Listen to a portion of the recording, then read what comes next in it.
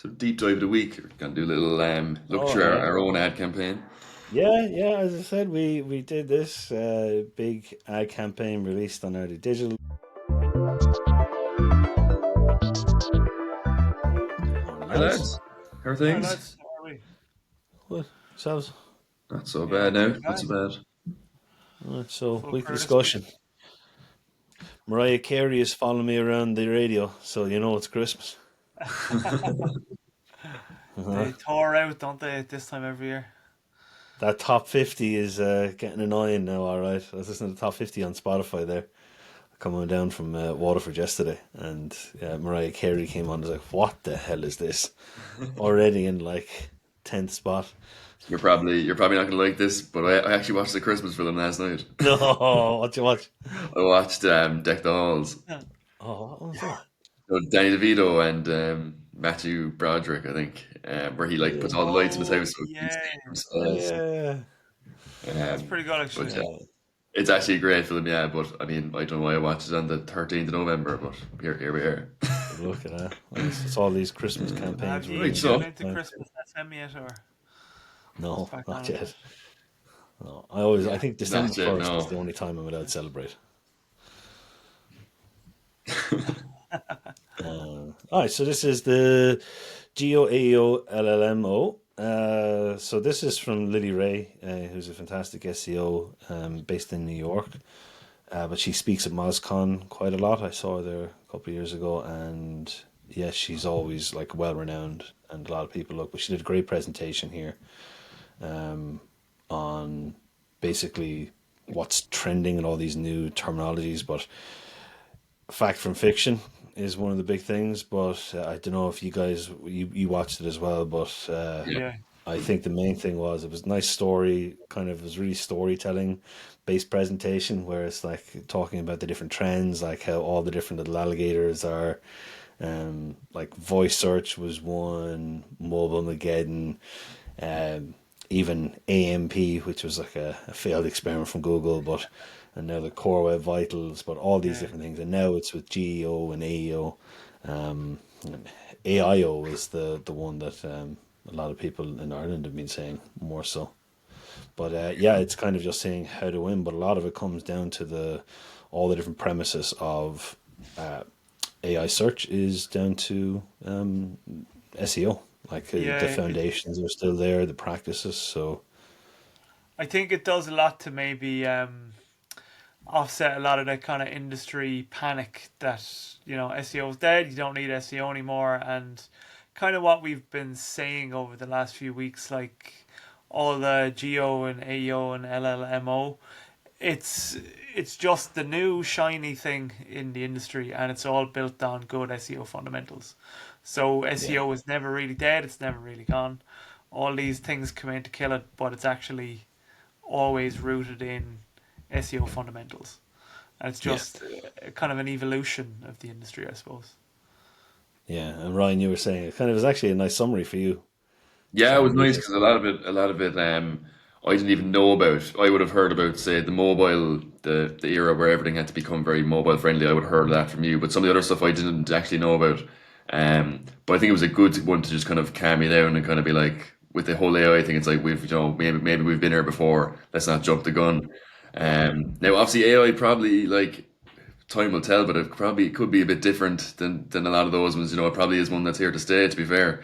Well, you Yeah. know it because of we were only looking at search engine land this morning. It's like they have a new tab. A new tab has gone into search engine land. You know, it's a trending topic that's probably here to stay. It's definitely one of the bigger ones. Like it is bigger than mobile Mageddon and voice search because it's Exactly. a Yeah. complete different trend and it's a new Mm. platform and it's going to change how users are do their searches. But she did share in the presentation lots of different statistics from like Spark Toro and different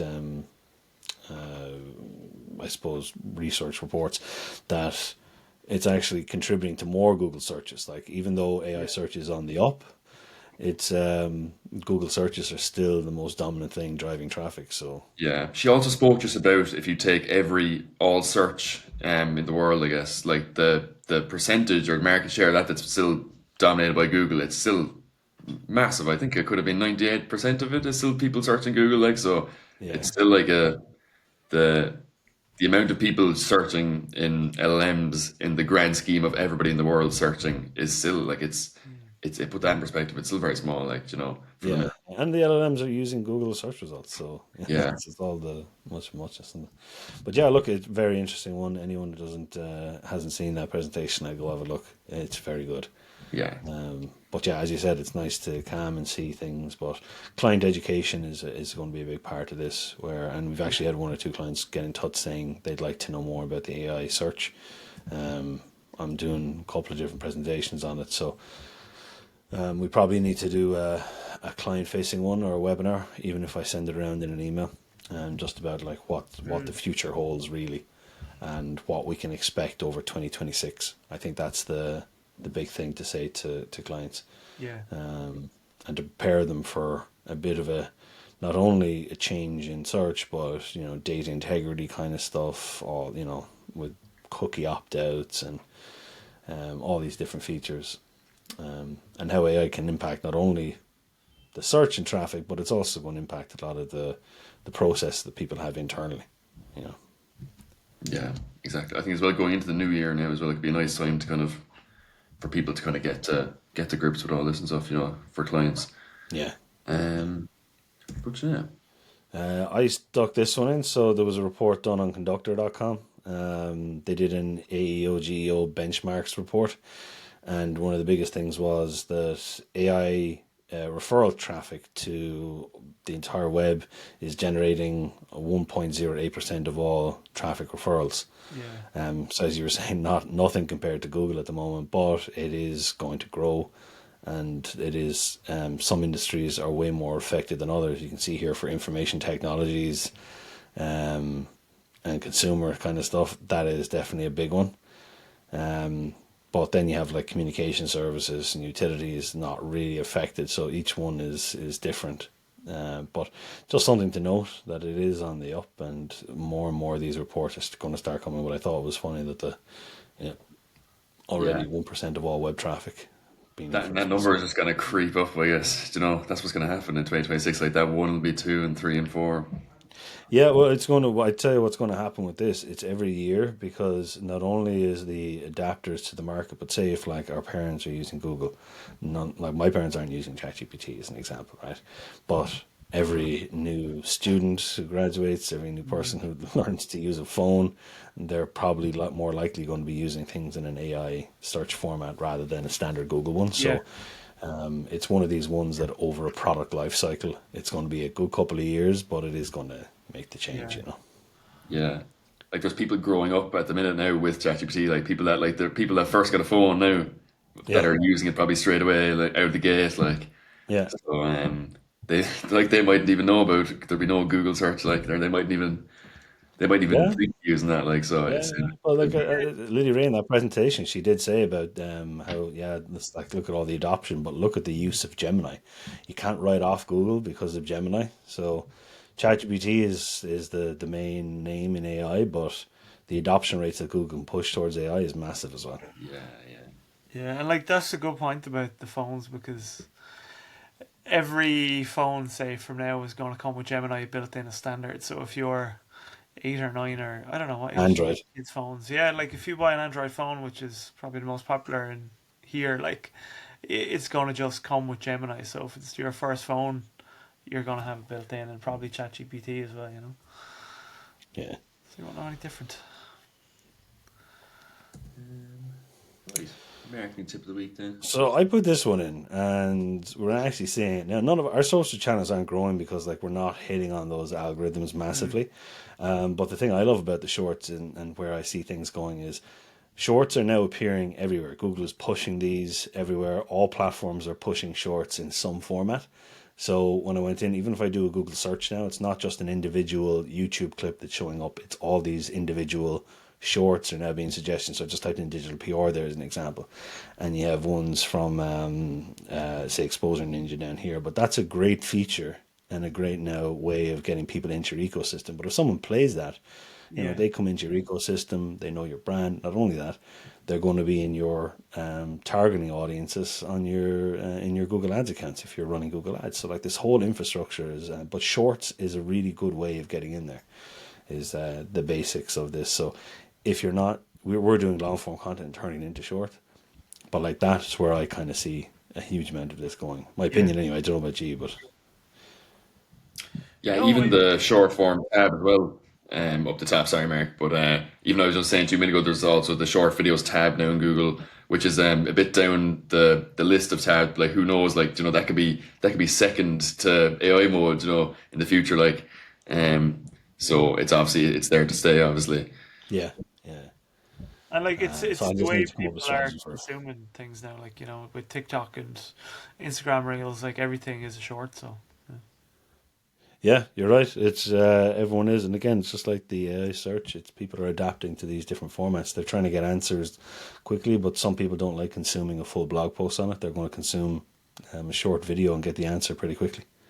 like there's some industries that I feel like have already like the way you search is already almost taken over by short videos. Like cooking, I know is a massive one. If people are looking for recipes now, they now want to see a short video on it. If someone's like going on a holiday and they want to like know the best sites to see, you'll look up a short video on TikTok being like best things to do in Portugal or Lisbon or something like that. yeah, It's like there's some things where it's already fully swung that way, I feel like.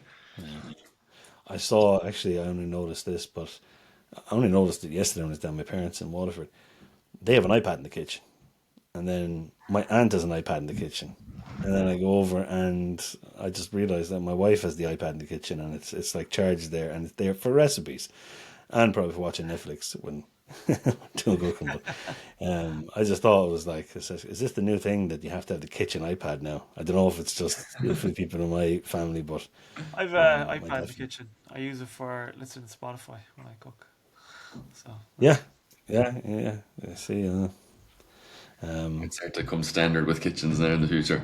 I know. See those fridges that you can go on, and the smart fridges will tell you if you're running out of chicken or if there's no bottles of water in the fridge. It'll tell you you have one bottle of water in the fridge. there's Send you a text right now. there's a new Samsung smart fridge. I only saw it yesterday, but you get ads on it. Like there's ads pop up on it. Oh my god! Like So you might be optimizing for fridges now in in a couple of years, lads. That's so funny. that might be where the money is made. Um. Okay, so deep dive of the week. We're gonna do a little look Oh through yeah. our own ad campaign. Yeah. As I said, we did this big ad campaign released on Early Digital. We said we don't really do offers like most of our clients come from referral based or from organic SEO. So we just did a test on this where we offered a free SEO audit in November, October really. We just extended it a bit to anyone who got in touch, and it's kind of like a fast track audit. It's not like a massive one. It's just one was like, here's some of the problems on your website. Here's some things you can fix. But it's an offer, It's what we did. We did, and on Meta we did 10 ads, and there was like 4 or 5 videos, and then there was 4 or 5 statics. One of the statics got most of them, but it seemed as though our videos were promoted as a brand awareness in this new Meta Andromeda, where it's kind of just the video gets pushed out. Well, we got 6 leads anyway. 2 from this video of me speaking, where I say, it's more difficult to get leads to your website or get traffic to your website now. Things aren't getting easier, and our SEO audit can basically help you. The fast track one, but we got 6 leads from these campaigns, and a cost of 41.67. So that's 6 leads, and there was 2 from Google. So this is a breakdown then of kind of how we help clients. We kind of do something like this a lot of the time, where we want to figure out if you want to know where to put the budget or put your money in. Well, maybe you can make decisions based on here. So say Google, we only did a PMAX campaign. We didn't even do search. We just said, look, we'll just run a PMAX with the same kind of assets that are on Meta. But we got 2 leads off that one because people were searching for a digital marketing agency. But that only 51 leads, 2 leads, and the cost per lead was 20.51. And we got 1 paying client from that. And that was just for the one-off project. So very, very good. So the CPA cost to acquire that customer on Google is 51. Um, Now on Google, on Meta, we spent €250 and we got 6 leads. Now a couple of the leads were okay. We did like we have to do the I had to do the audits and the time consuming. We want to scrap that offer and give away something free because it took up a lot of my time. But 6 leads, I'd say, to be honest, two of them were in our range. Four were more they just want a hand with things and they really don't have the budget. But two were very good, and we actually converted one of those users, so for €250. So, but if I had to go and like, should we be? And this is where your marketing decision making comes in. I know this is a very small scale campaign, but should I invest in the Google or should I invest in Facebook? It looks like Google is a better opportunity there because the cost to acquire customers is so much more, or so much less. But also the thing from Google, like we didn't break it down by channel, but the two customers that we did get off that campaign, one was a one-off project, so it was just €1,000 value, and customer two was 700 a month, so it's a day a month we're working on the campaign for 6 months. But the value of that is like, now this is an estimate. That client can leave after 3 months. They might stay on for 12 months. We have to calculate the lifetime value of customers at the end of every year. But because we can do that at service-based business. But the value of that customer is 4,200. So like we made, so out of a 301 Google ad spend, we made 5,200. So the ROAS on that is 1,627%. So massive increase, very profitable. But now we did mention, Mark, we had to take our time into creating the ads, Yeah. probably a day in total, and but these are things we have to consider ourselves. But we can reuse those assets multiple times now. But I consider that a very successful campaign. Yeah, absolutely. We Very good. Yeah, so and I've been like it's I always think on Meta, I don't want my face going out there the whole time. Meta, I didn't mind Google because someone's searching for a problem, you're there. But on Meta, you're getting friends, you're getting people making comments. My friends in the WhatsApp group tear me apart. But like, yeah, Then it's worth noting that one of the graphics with the photo of you performed very, very well. So it's obviously, it's probably worth it. yeah, Um, yeah. that, It is definitely. There was that one lead. So we flew off that graphic all right. It was with the headphones on, and actually, I think that kind of helped the headphones on. It's like I don't know, did it come across more technology based or something like that? maybe, yeah. Interesting to see, but I was very impressed with the video one though as well, because that was showing to people constantly. It was showing to a good few people, but low costs to be honest compared to LinkedIn.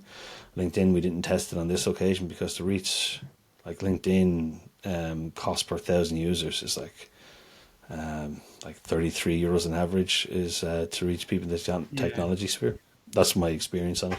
You can get it down as low as 15, but to reach 1,000 people on Facebook is like €2, €1. Yeah. So completely different ballgame. But yeah, that's the deep dive of the week. It's if you craft a really good offer, there is potential that you're going to get these customers. But now we have kind of some benchmarks. So every month we could do something like this. But again, learning curve. I'm not giving away the SEO audit anymore. It's too time consuming. Huge amount goes into it. So Yeah, because I guess even that's another thing you would have to take off the final yeah, um, the ROAS is the time spent going yeah. into these. Because I mean, I can only imagine, there's a day gone into just those audits anyway.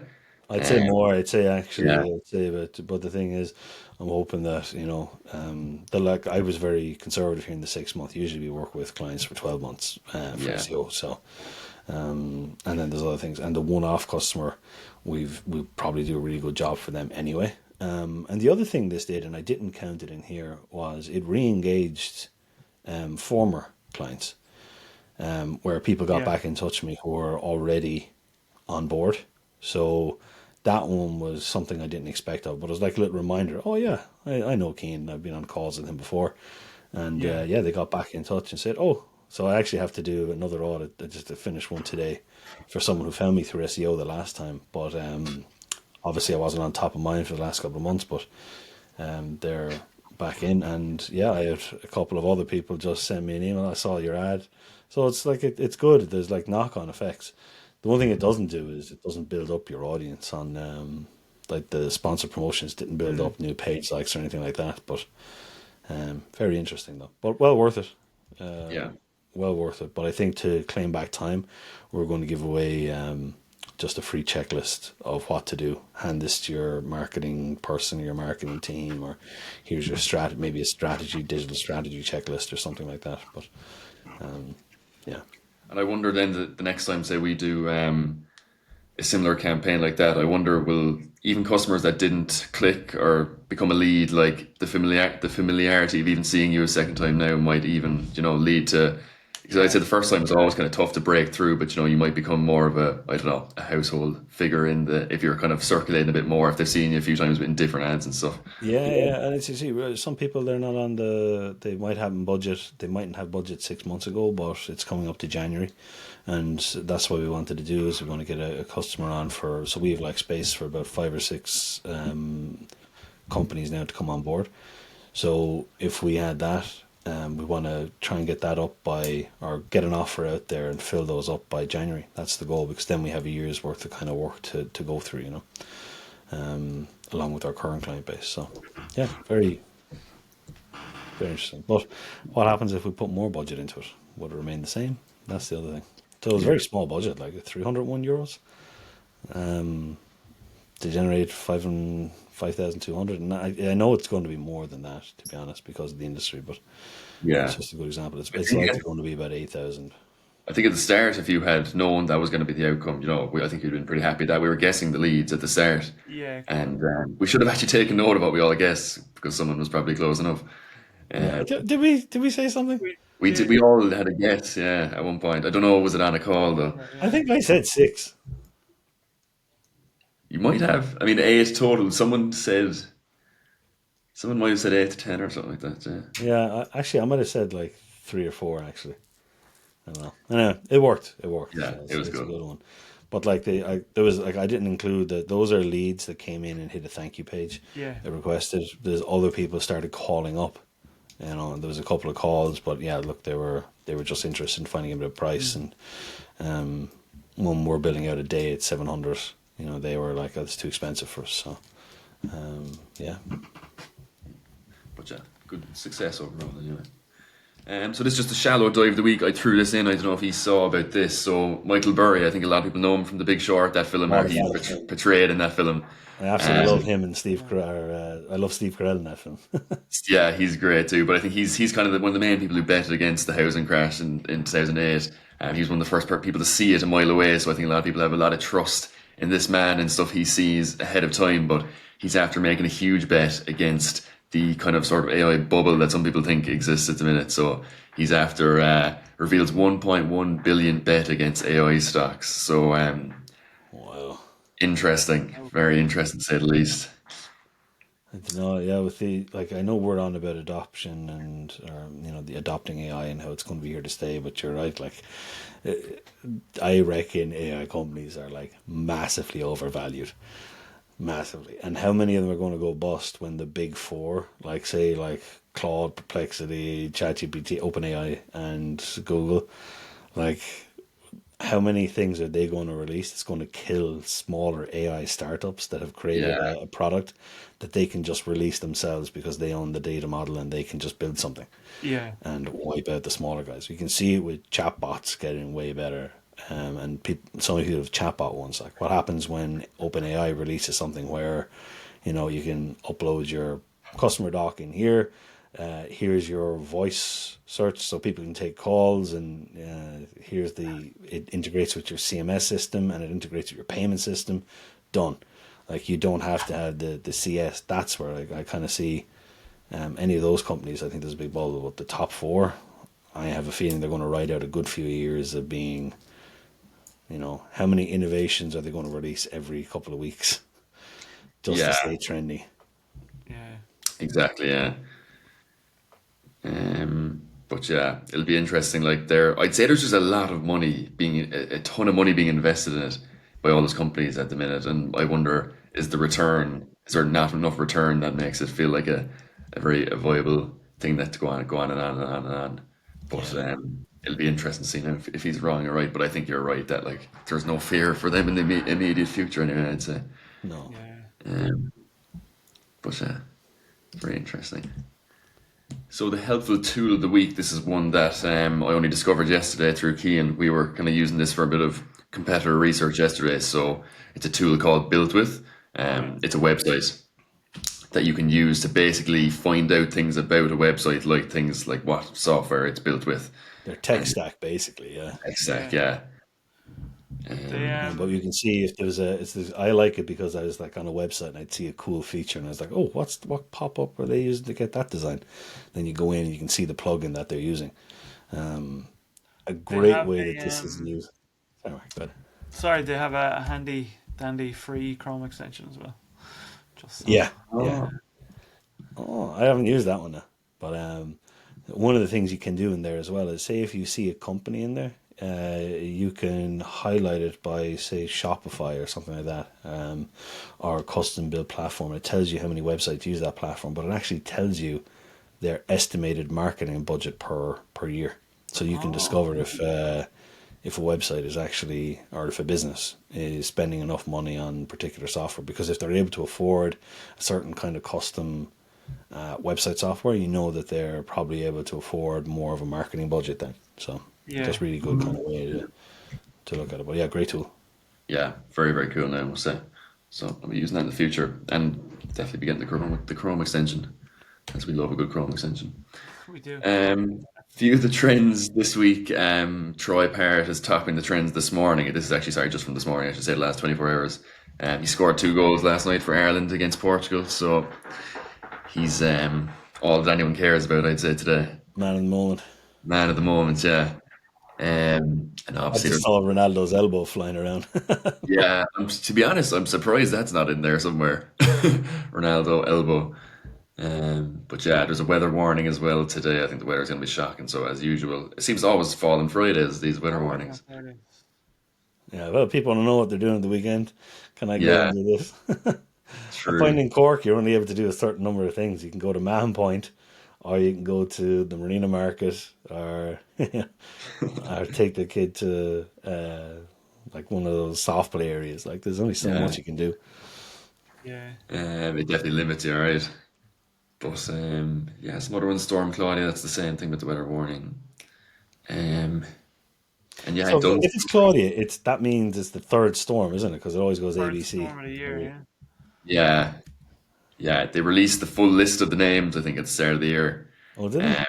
I know this because my friend Tig said he was like, I'm finally getting chosen this year. Because whenever they get to T, apparently it's going to be Storm Tig. God, I don't want 25 storms. I hope we don't see Storm Tide. Yeah, please God.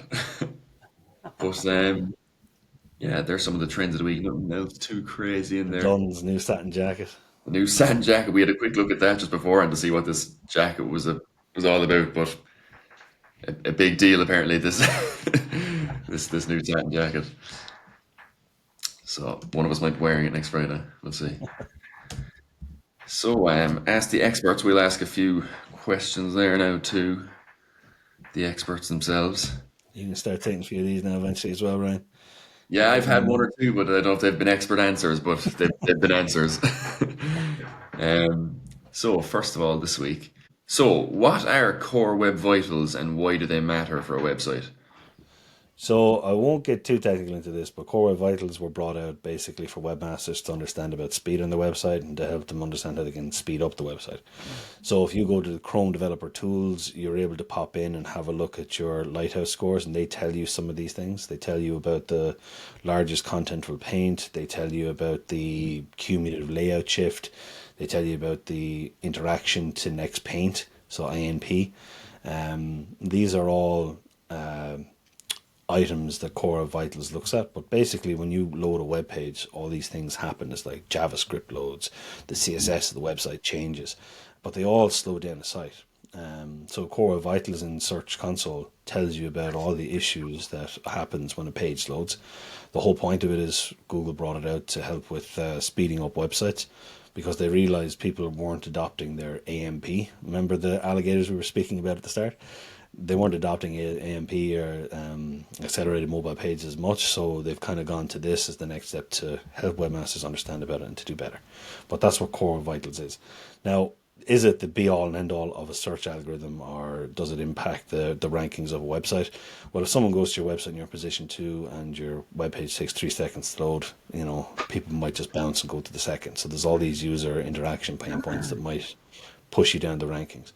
The way that I kind of look at Core Web Vitals is, if I'm in a market and I always look at my competitors. And if my competitors are 50 out of 100, I just want to be 55. Now the goal is always to try and get to 100, but smaller businesses don't always have that opportunity. And they're actually better focused on creating content rather than focusing too much on this at the start. While larger companies in bigger websites and people who are going for like premium enterprise level websites, Core Web Vitals matter so much more because that's one of their unique asks that they focus on. But it's to speed up websites, and Google tells you in the back end of Search Console with a little green graph that says, yeah, you're 100% on all your pages, but it tells you some pages are slow loading, and it can be the size of images, it can be extra CSS causing an issue, it can be extra scripts on the page, but that's kind of what Core Web Vitals is anyway. Okay, brilliant. That's a great answer. Right, so what are the best SEO YouTube videos you've ever watched, or what SEOs would you recommend? For me, it's a guy called Kyle Roof was interviewed. He's a very good SEO, but it's the one that made me fear Google more so than anything, because they talked about the rhinoplasty, which is like there's an SEO competition in the US, and all these SEOs had to try and rank under rhinoplasty in Austin, Texas, and what they did was they did this thing where there's an SEO competition. The first people to get it ranking kind of wins, or who's the highest. But Kyle Roof didn't. I don't think he got to number one in Google, but he got to like number 3 or 4. But he got there using lorem ipsum text. So he just had lorem ipsum text on the entire website, and he just wanted to prove that Google's a machine. It's looking for identifiers, so it's looking for rhinoplasty, nose job, nose bridge reduction. So he had these keywords within the lorem ipsum text, but he also built a lot of Web 2.0 stuff like Dig, Delicious, all your social media links. He built all these and he was able to rank. But that was my favorite YouTube video. But Google took all his websites down. They got rid of him off a load of stuff, and he said that he wanted to, if you're doing it, go to servers that Google don't have any interest in. I was like, I couldn't believe it. It's still live, but I don't know how much truth is in that side of things, but look, when he says it, you take it with you just puts a bit of fear in you. Yeah. So there's one point where I actually had not dodgy websites, but I was doing backlink tactics to try and rank some websites. But I actually I didn't want to affect my site, so I actually bought it in my parents' name. So my parents registered the thing for me, so I wouldn't be. That's at a level I got to at one point, but I'm complete white hat now. I don't know who else would you like. Matt Diggity is very good. I think he kind Yeah, of I us suppose beginners. when I started getting into this, Matt Diggity and the guy from Backlink, Brian Dean, he's quite good. Brian Dean's very good. Yeah, You have the kind of the big three kind of software companies, the tool companies like Ahrefs, SEMrush, and Moz. They have kind of good tutorials and stuff like that. But who I like is the channel is Crawling Mondays. Is it? yeah, Alita Elatus. Yeah, Solis? Yeah. She's very good for the technical stuff. And the Grumpy SEO Guy podcast is good too. I think you get that on Spotify. yeah, that's a good one. The Authority Hacker is always a good option. They've gone very AI focused. They've gone very AI focused. Which makes complete sense. I think. I suppose Lily Ray is worth mentioning as well after the Lily we watched. Ray. Yeah. I like Ryan Fishkin, so he's now under Spark Toro. Is a good one that I look. So And they're Nathan starting to Gotch climb. is good too, and the other guy, Craig Campbell. Gotcha SEO. Yeah. Yeah. Just kind of think who else. I think of YouTube specifically off the top of my head, but yeah, I like to follow a lot of these guys on Twitter, and they tend to comment a lot there. I haven't set up a Blue Sky account now. I haven't been bothered, but yeah, they'd be some of the ones I'd recommend. Okay, good stuff. So, can you explain the difference between broad match and exact match keywords? Yeah, so broad match is if you put in one keyword, say if you're targeting something within Google, and let's say it's solicitor, right? And you have a solicitor, you have a law firm, and you want to try and get more business. So sometimes it's solicitor in Google or solicitors, your ad shows up. But a broad match means if someone types in solicitor jobs, solicitor salary, solicitor, the best solicitor in Ireland, your ad can trigger. But what exact match does is it kind of tries to limit that, where you only show if your ad says like solicitors in Cork. So you only want to show that keyword, nothing else. Now Google, unfortunately, have decided to go outside those parameters and say it's a close variant. So they'll still trigger your ad, but it won't pull in some of those other ones. Now, if you're using a broad match strategy, you should always have negative keywords in place. You can waste a lot of budget trying to find out new keywords and find out new business, but it's a great way of finding out what people are typing in. But if you know that these keywords are the things that convert for you, then you can exact match is actually still a viable option, and it's actually for smaller businesses. I still think it's fantastic, because if you want to show up under the solicitors in Cork and you just want to get that one keyword, you're better off doing that than showing up under solicitor salaries, solicitor internships, solicitor courses is a massive one, where I've seen law firms lose out on pay-per-click. But that's the difference. You have these different things. Like if you had shoes, broad match might be something like you can target shoes, but that would show up red shoes as well. It would show up black shoes, blue shoes, running shoes. That would show up. But if you only wanted running shoes, you'd have an exact match or a phrase match that running had to be mentioned and shoes had to be mentioned. So that's kind of the main differences. It's funny how like something so close can be completely different intent of what the search is for, so Yeah. Well, you see, there's one there called phrase as well. So phrase is like if you did shoes, you'd show up for things.